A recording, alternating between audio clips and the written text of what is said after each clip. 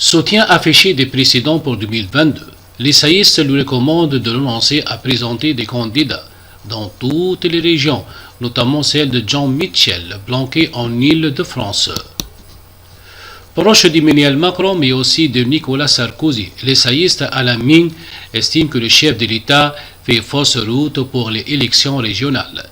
Soutien affiché des présidents pour 2022 lui recommande de faire l'impasse et de renoncer à présenter des candidats dans les régions. Alain Ming précise d'ailleurs qu'il votera Pécresse en Île-de-France. Il considère que ce serait gâcher le talent de Jean Michel Blanquer que de l'envoyer. Mordre les mollets de Valérie Pécresse. Il ajoute qu'à ses yeux, LREM n'est pas un parti, mais une collection d'individus, et que l'électorat d'Emmanuel Macron a vocation, par exemple, à voter pour le socialiste Alain Rosset en Nouvelle-Aquitaine ou le LR John Rotner en Grand Est. Empêtré dans la crise sanitaire et économique, Emmanuel Macron veut relancer la fin de son quinquennat en accélérant le rythme des réformes. Est-ce encore possible? Alain Ming, accélérer jusqu'au terme du mandat était envisageable en période normale. Cela semble très difficile à ce degré de crise et de contrainte. Il y aura donc des choses que ce gouvernement pourra faire, mais il ne pourra probablement pas s'engager dans 10 réformes. Vous avez des doutes pour lesquels je ne crois pas une seconde qu'il puisse revenir sur le terrain des retraites. Par exemple, la situation budgétaire s'étant très largement dégradée pendant le Covid-19, nous n'aurons pas d'autre solution que de retarder l'âge de départ à la retraite. Et ça n'est pas un enjeu possible à seulement un an d'une présidentielle. Le bon sens consisterait donc à repousser tout cela à après 2022, où on peut espérer qu'on sera sorti du tunnel avec une période de vrai rebond économique. Que peut donc faire Emmanuel Macron dans le temps qui lui reste? Son impératif est double: sortir le pays le mieux possible de la crise sanitaire et continuer sa politique de construction européenne qui est à mes yeux la grande réussite de ce quinquennat. Vous n'évoquez donc pas les régionales de juin prochain. Elles sont déjà perdues pour la majorité.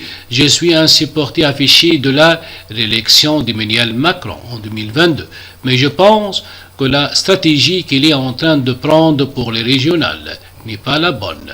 Et le président de la République, il doit se considérer comme au-dessus des partis. Alors pourquoi cherche-t-il donc à avoir des candidats partout, avec le risque d'avoir à supporter à 8 mois de la présidentielle un score aussi mauvais qu'au municipal? Il me semblerait de bon sens que ces électeurs rejoignent par exemple Madame Pécresse en Île-de-France, M. Rousset en Nouvelle-Aquitaine ou M. Rotner dans le Grand Est.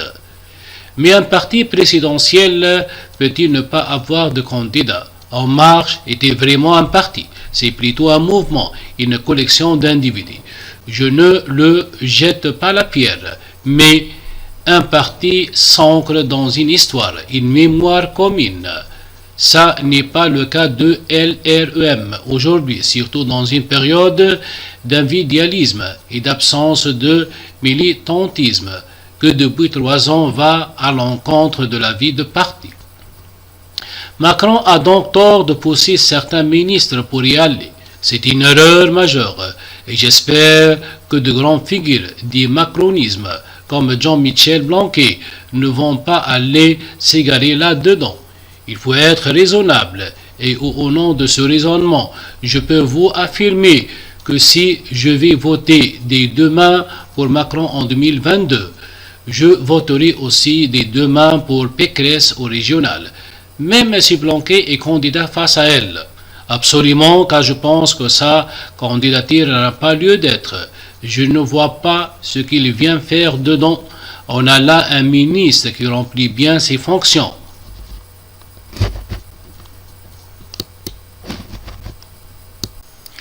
Alors qu'elles sont extrêmement difficiles, dans un moment où l'enjeu éducatif est majeur à cause du Covid-19, et on voudrait que ce talent aille se perdre pour mordre les mollets de Valérie Pécresse. quelqu'un avec qui il est au fond d'accord. C'est ridicule, ça n'a pas de sens, la politique de terrain. Ce n'est pas la même chose que de diriger un ministère aussi lourd que celui de Larry Grenell. Et puis pour être élu, il faut dire quelque chose. Je voudrais qu'on m'explique ce que John Michel Blanquet va dire d'original sur l'île de France. Pécresse fait un bon mandat. J'ai beaucoup d'estime pour Valérie Pécresse à titre personnel. Elle a fait quelque chose de formidable qu'aucun homme n'aurait su faire. C'est le déménagement du siège de la région à Saint-Ouen. C'est très courageux, de la même manière que si j'habitais à Bordeaux, je voterais Rosset, un socialiste, ou pour Rotner, un centriste. Si j'habitais dans le Grand Est, franchement, cela me paraît relever du bon sens. Et donc, dans cette logique, Macron finit son quinquennat, sans élus locaux, sans relais dans les territoires. Ça n'a aucune importance dans le monde aujourd'hui.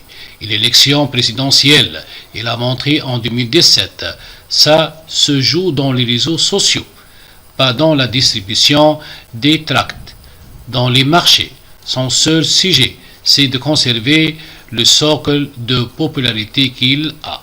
Jean Castex a annoncé l'extension du couvre-feu et prend toutes les crises depuis qu'il est à Matignon. Enfin, on revient à un fonctionnement normal des institutions de la République où le Premier ministre est le bouclier du président et non l'inverse. Et dans ce rôle de bouclier de Saint-Sébastien, recevant les flèches, Castex remplit totalement la fiche de poste que Raymond Barre avait merveilleusement définie en disant « Le Premier ministre est là pour dire et on dirait ».